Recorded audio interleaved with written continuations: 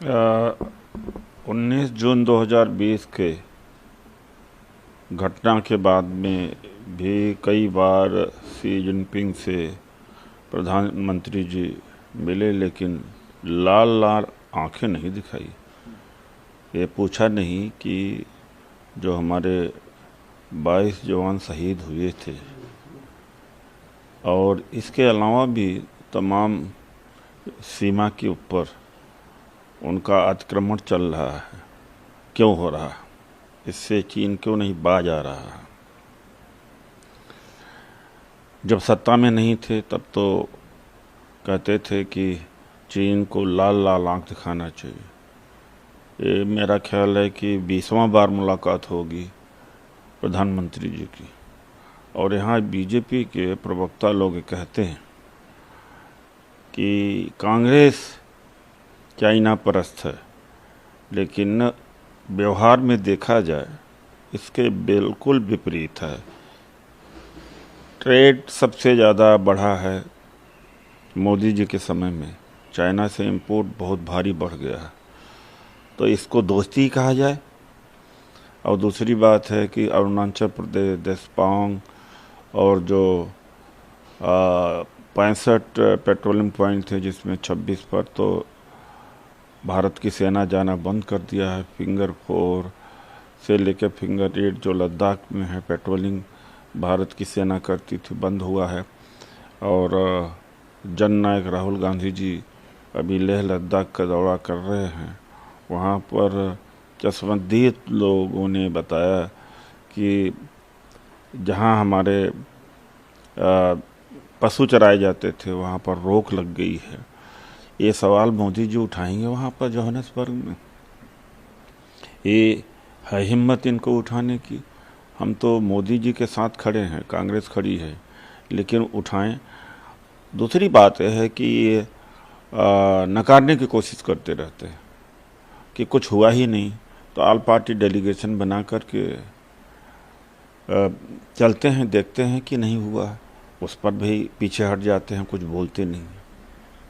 Sir, Delhi में police उन्हें मिलने नहीं दे रही, नाबालिग से और पूछताछ नहीं करने दे रही। दूसरी चीज़, महिला जो थी उसको जुडिशियल कस्टडी में भेज दिया गया है। इस पूरी घटना को और अभी तक की कार्रवाई को वापस ले कि महिला आयोग में बैठा हुआ अधिकारी अगर संवेदनशील नहीं हो पाया तो यह एक झलकता है कि किस तरह के लोगों की नियुक्ति महिला आयोग में हुई है।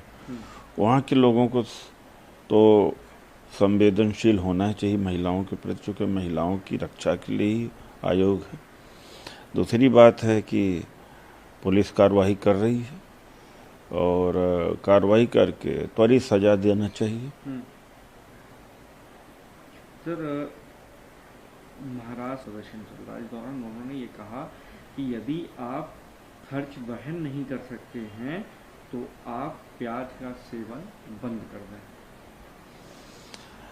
एक जो एक्सपोर्ट के ऊपर प्रतिबंध, यानी एक्सपोर्ट को डिस्करेज करना कि ताकि 2024 के चुनाव में महंगाई न बढ़े, तो अभी सब कुछ कयावत केवल 2024 के चुनाव को देखते हुए हो रहा है। बाकी आर्थिक रूप से भारत बिल्कुल खोखला कर चुके हैं लोग।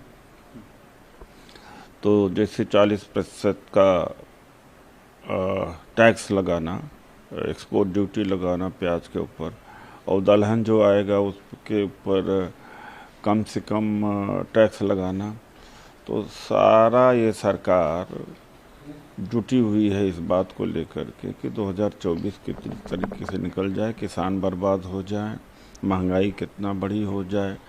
लेकिन अंदर से बहुत विस्फोटक स्थिति है और लाखों करोड़ चाहिए। जो प्रोजेक्ट अभी अंडर कंस्ट्रक्शन है वो उसकी हालत, और लगभग 155 लाख करोड़ का कर्ज है भारत के ऊपर। कर्ज बढ़ता ही जा रहा है, राज्य सरकार कर्ज के बोझ पर दबती जा रही।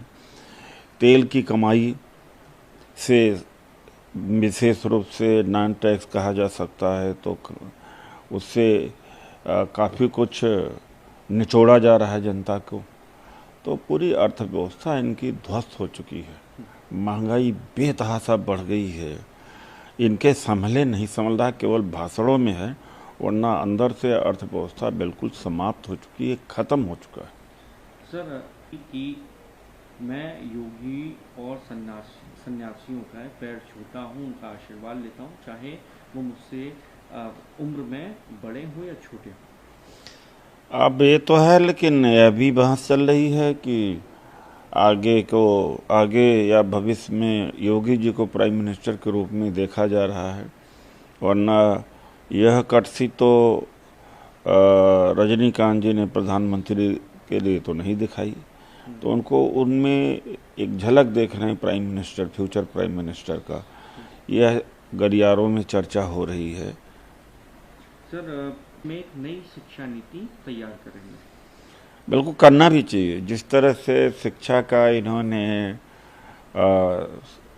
कम्युनलाइजेशन किया है, हिस्ट्री को तोड़ा मरोड़ा है, और बहुत सारी ऐसी चीज़ें हैं जो अनसाइंटिफिक है, उसको पढ़ाया जा रहा है। और केंद्र सरकार तो कर ही रही है, एनसीईआरटी ने काफ़ी हद तक किया है, दिल्ली यूनिवर्सिटी ने किया, सब ने किया। तो बच्चों को वो शिक्षा दी जाना चाहिए जिससे बच्चे सेकुलर बने, देशभक्त बने, और जाति व्यवस्था इन सब चीज़ों को समझ करके इसके हटाने के लिए सोचे या ख़त्म करने के लिए सोचे, उस तरह की शिक्षा होनी चाहिए।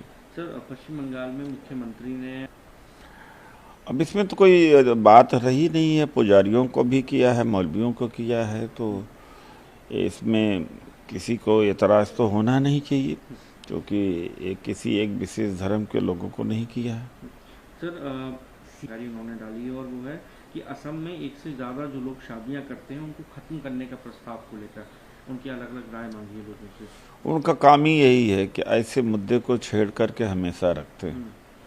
कभी रोहिंग्या मुसलमान का कहते हैं कि अतिक्रमण हो गया है, कभी मुस्लिम पॉपुलेशन के बारे में, कभी मदरसा में महदरसों से जहादी निकलते हैं उसकी बात करते हैं, और कभी मतलब कॉन्स्पिरेसी, तमाम तरह की कॉन्स्पिरेसी की बात करते हैं, हिंदू मुस्लिम की बात करते हैं। वो कुल मिलाकर वो ऐसे मुख्यमंत्री बन गए हैं कि जो इन्हीं सारे कामों में लगे रहते हैं। मुझे तो नहीं लगता कि असम के विकास के लिए कुछ कर पा रहे होंगे वो।